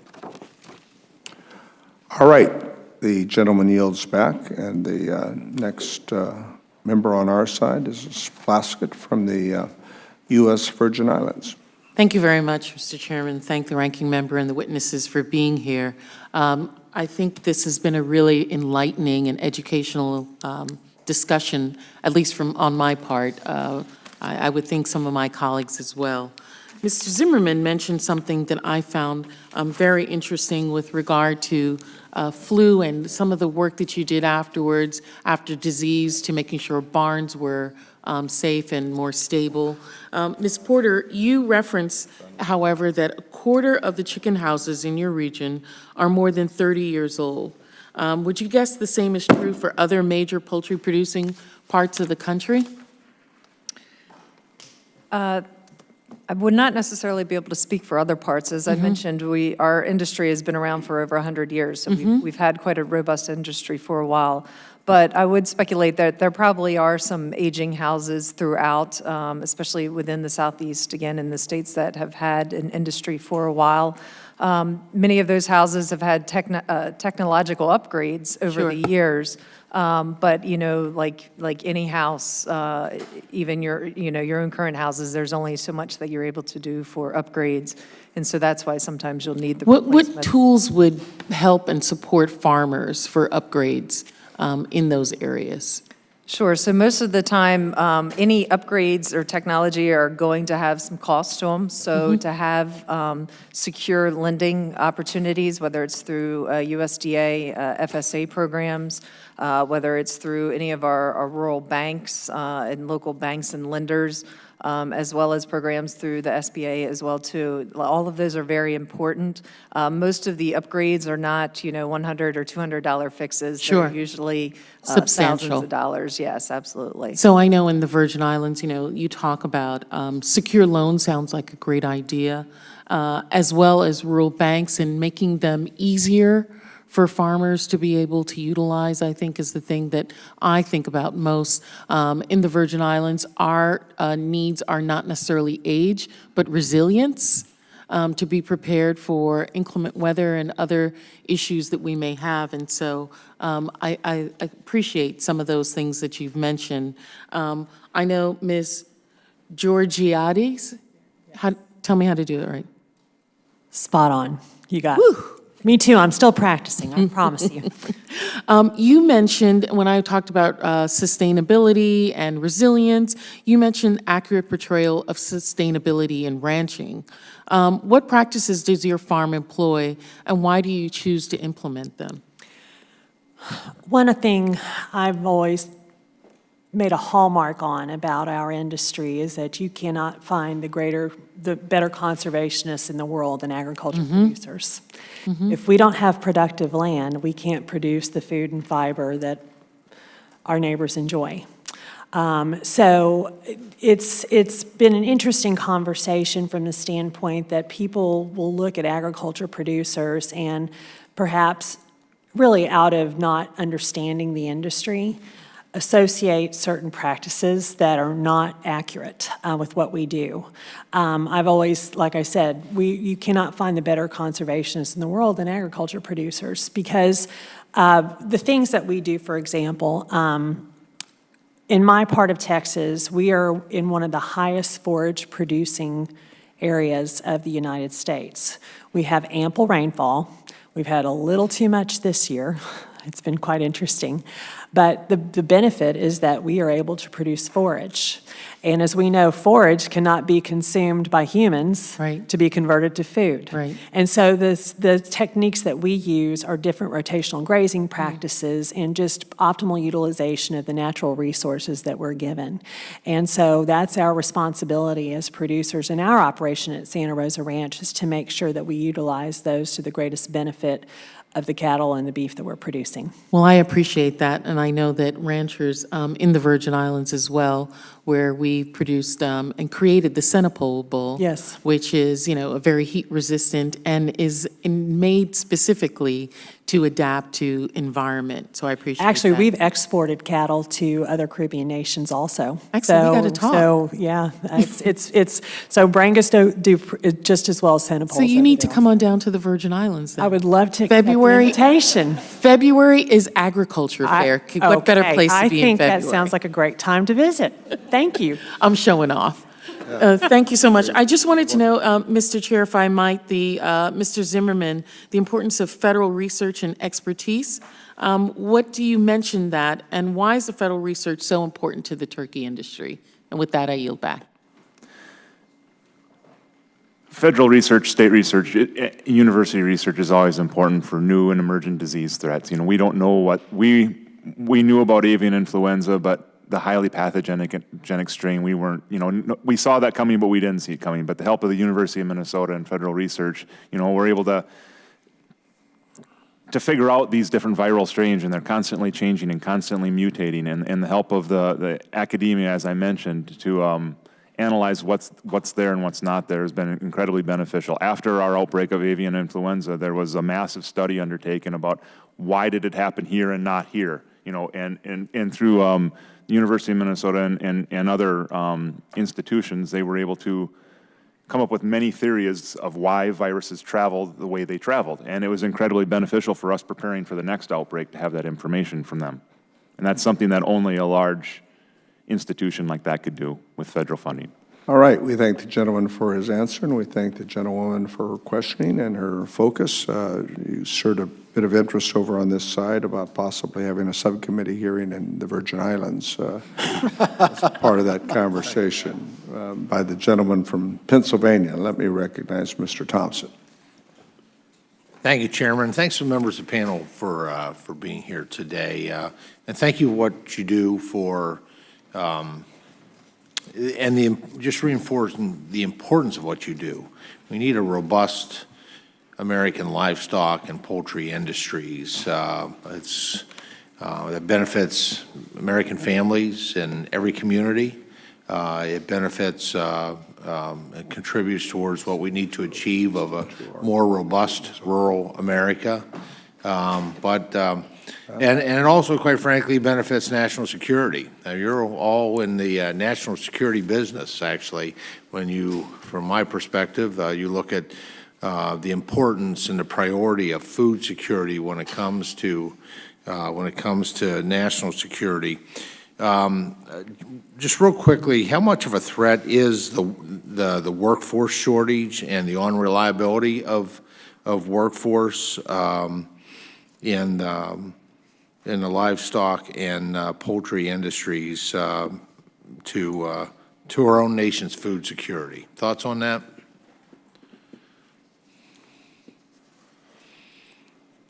It's the #1 issue we have here in D.C. this year, and it's been the #1 issue for the last several years. And like I said, it's the one input that we really have the least control over right now. And without having people, we can't function. I mean, I don't know how to put it more simply than that. We just need a steady, secure source of labor to do our jobs. Yeah, without workforce, you got great business plans, but you're just not going to be able to produce. And without that, it's a pretty slippery slope to food insecurity. If for that reason, if no other reason, I mean, as quickly as possible as we can get USMCA, ratified, approved, and then obviously that's the motivation for and I think that would be give us great momentum with other countries. I think Mexico and Canada are #1 and #4, maybe something like that in terms of trading partners. They're certainly top. We talk a lot about, we actually talk a little bit, we've seen no action on infrastructure. I thought that coming out of the chute in January, that'd be the first thing that we do in a bipartisan way. We haven't gotten there yet, but when we do you see any needs within your industries for processing?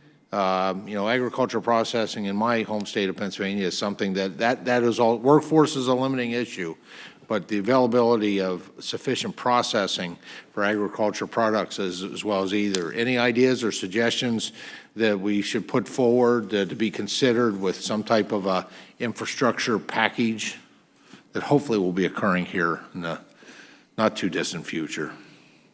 I guess related to infrastructure, I'll talk about truck weights. That's something we've been discussing, corn side, turkey side, whatever. But if we could, several states have, increased their truck weight limits, and, that needs to be something that needs to be able to cross state lines. So some sort of uniformity in truck weights and increasing those truck weights we can reduce, it helps with labor because you don't need as many truck drivers, right. And it helps with infrastructure because you don't destroy your roads because you have less wheel. It's much more efficient, sustainability, it helps on so many different levels, but to have some sort of uniform increase in truck weights would be very beneficial in a number of ways to our industry.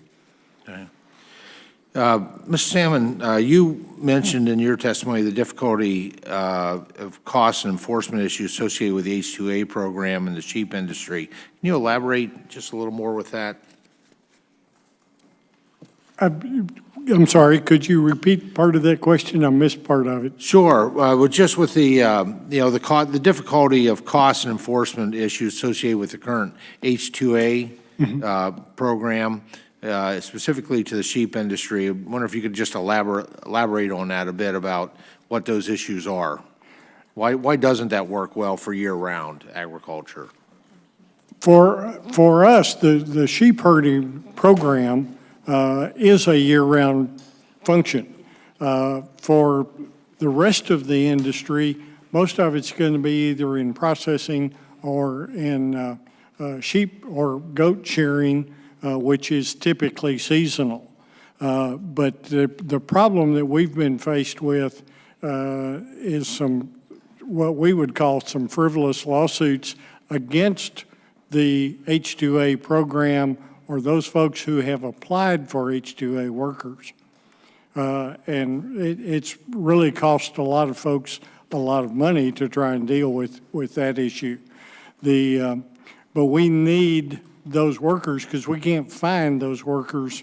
We can't find American folks that will take some of those jobs.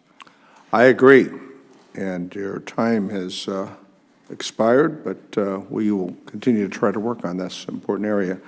The last member on our side for questioning is Congressman Panetta from the beautiful Central Coast of California. Mr. Panetta. Thank you, Mr. Chairman. I appreciate this hearing. I appreciate this opportunity. And thanks to all the witnesses for being here, as well as your preparation to be here. Clearly, a lot was put into this, so thank you very much, and thank you for your expertise on this issue as well. As the chairman mentioned, I come from the Central Coast of California, so we have a lot of specialty crops. We have a little bit of cattle. And some dairy as well, but obviously the specialty crops is what we focus on. And however, even though we have different products, I think we all have the same issues, clearly based on the few questions that I've heard in these last couple minutes. Obviously, immigration is very important. Sustainability is very important. Infrastructure is very important as well. And yes, I do believe that we need immigration reform. Yes, we want to get to yes on USMCA on this side of the aisle, and I just came from a Ways and Means meeting where basically discussions are being had and negotiations are being had as we speak in regards to that with the trade representative as well. And Bob Lighthizer has done one heck of a job, I believe, in being accessible and being ready for these types of negotiations, so that's a good thing. However, I do believe there's also another angle we can go, and I kind of saved that. Obviously, a lot of people took all my questions, so now I'm at this question right here. And that has to do with ag tech, because I do believe that we can look at mechanization to fill some of our labor issues. I do believe we can look at ag tech to fill some of our sustainability issues as well. Being from the Salinas Valley, which is in the shadow of the Silicon Valley, obviously we have a lot of those relationships, and you're seeing a lot of private industry make those types of investments. I believe it's time for the government to step up and also help out as well, and that's why we wanted some of that mechanization language in the 2018 Farm Bill, which we got. But my question to you, to anybody who'd be willing to answer, would be how is ag tech benefiting your industry, and where do you think, if you could rattle off a couple of innovations that has helped either with producing or, not going to say harvesting, that's us, but producing or sustainability as well? It's interesting because just in the last few months, we've actually installed a prototype robot in one of our turkey barns. Exactly. Go into detail about that, will you, Mr. Zimmerman? Well, I can go into some detail, but they don't want too much detail. Understood. But yeah. it's mainly to gather environmental parameters, but also for animal welfare, to check on the health of the birds and to make sure everything, a robot can be there 24/7 and it can notice problems much quicker than a human could. So robotics is one thing, but then just computerized monitoring and sensoring in the barn has been another thing. Today's hog barn is, I can access my turkey barns right here. I know exactly what the temperature is in every barn right now. Things like that, and gathering data. Analyzing that data is a whole other thing. What are we going to do with all the data once we get it? And that's what we're working on now. Replaces some labor, but not all. I think it changes the labor. it helps you become a better manager. And I was always told all this data and all this modernization will make a good manager better, and it'll make a bad manager worse. So you still need good people in there to do the jobs, and we're also going to need a new class of people to fix all this increased automation. So tech degrees, 2-year degrees, people that have the ability to repair and replace and monitor these computer systems and these robots in these barns, whether it's turkeys, hogs, sheep, whatever, are going to be of value in the future too. So. And are you seeing that kind of shift in some of your local community colleges, your local colleges as well? Robotics clubs are big. I mean, I'm 46 years old, and I didn't think I was old, but now I have these 22 and 25-year-old kids coming out and putting robots in my farm and talking a language I don't even understand. Yeah. But they all went, some of them played football, but most of them were in a robotics club. It's a whole new world. Yeah. And look, I think you're right. I think nothing will replace our human intuition. As a farmer said to me, the best fertilizer is a farmer's shadow.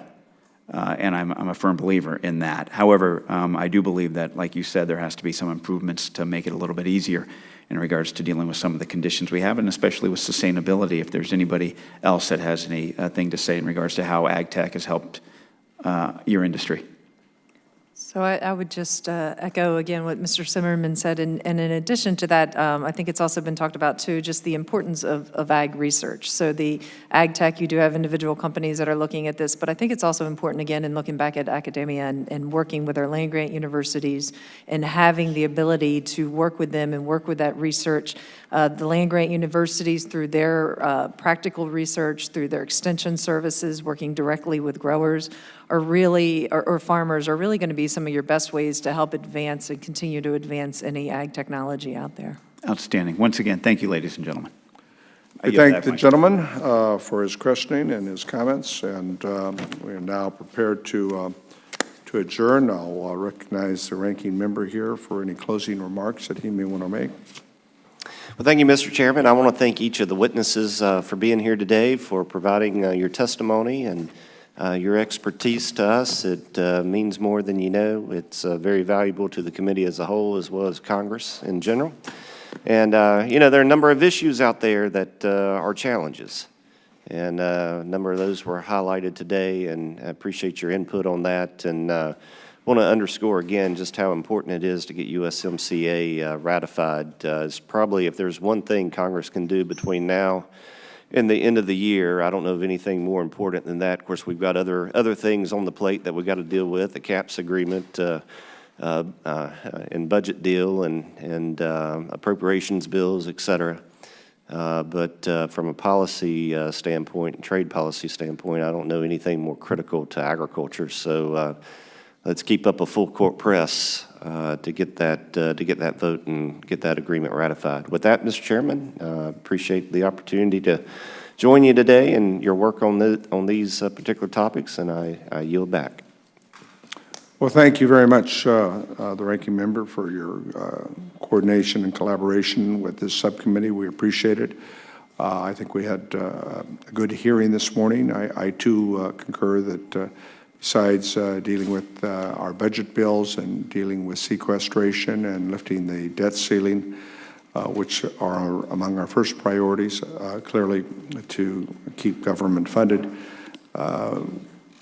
passing the USMCA measure would, I think, before the end of the year, be significant on behalf of not just American agriculture, but our partnerships with Mexico and Canada, and continuing to build on our economy and provide certainty as we try to deal with other trade agreements as well.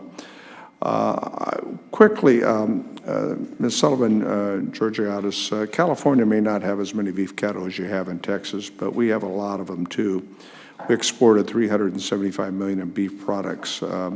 Beyond maintaining our tariff-free access to Mexico and Canada, can you see us getting a deal with Japan, and what other markets are most important to the U.S. beef producers? Japan's our #1 market. South Korea is our second. Mexico's our third. Canada's our fourth. And Hong Kong is fifth. Hong Kong is the pass-through market to China. It's mainly that gray market in Hong Kong, is it not? It is. And they admit to it, too. So yes, that's what they do call it, the gray market.